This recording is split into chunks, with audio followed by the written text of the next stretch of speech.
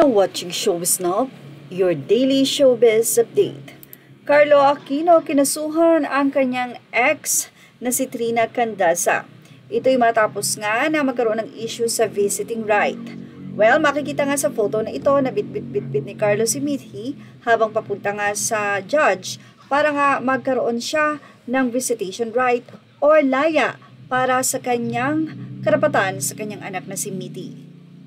Ayon nga kay OG Diaz sa kanyang naging latest vlog kung saan ikinuwento rin niya at naging bahagi din siya ng third birthday nitong si Mithi. At isa nga si Carlo Aquino sa inimbita of course ni Trina Candasa dahil ama siya nito.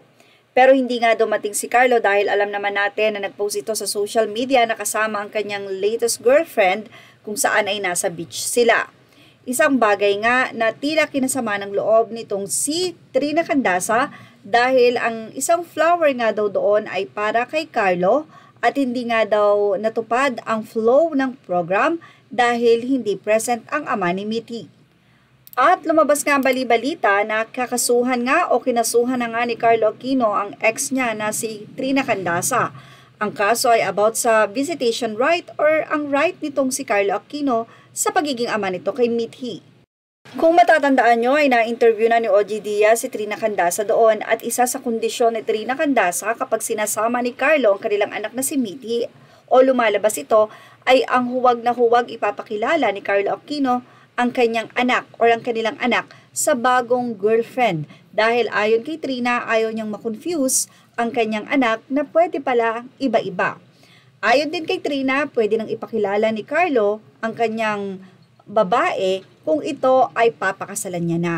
So, ibig sabihin ayaw lang ni Trina na ang kanyang anak ay ma-expose sa samot-saring relasyon. Yan ang ina-avoid ni Trina Candasa. Sabi naman ni Loy, baka ito yung dahilan na nagtulak kay Carlo Aquino kung bakit kinasuhan ang ina ng kanyang anak dahil na rin sa paghihigpit nito o mga kondisyones sa tuwing kukuhanin ito si Mithi. Lalo na't baka naisin itong si Carlo na ipakilala itong si Mithi sa kanyang present girlfriend. But anyway, yan lang po ay kuro-kuro natin.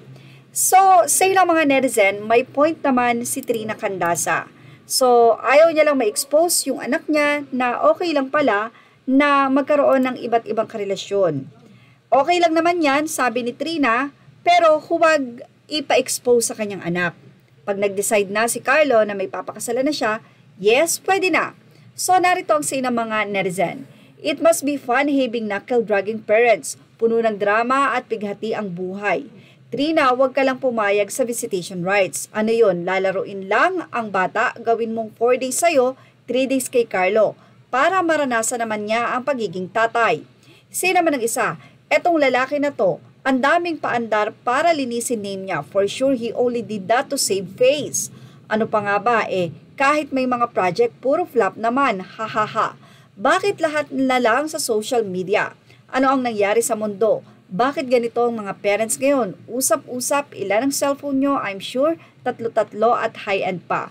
Huwag ka ng bitter, iniwan ka, pinagpalit ka, move on na lang kaya ganyan talaga ang buhay. Sana kinilala mo muna bago ka nagpaanak. Babae, maging wise naman, huwag panay puso. Say naman ng isa, huwag mo kasing inaaya maggala ng special occasion ng anak niya, tulog na Charlie. Say naman ng isa, nakaka-ipokrita yung mga ganitong comment. Kunwari ayaw na chismis pero nandito sa FB. Huwag ka na edi sana wala kang mahabang litanya ngayon, kundi tahimik lang. Well, say naman ng isa, busy si Charlie at Carlo sa mga commitment nila, walang time maggala. Etong si Trina, ang daming time maghanas sa FB. Kumukuha ng simpatya. Say naman ng isa, dun ka sa bundok or BT, yet huwag kang gumamit ng SOCMED app. Saka bakit andito ka, nakikichismis ka lang naman. Say naman ng isa, influencer, model rin kasi si Trina.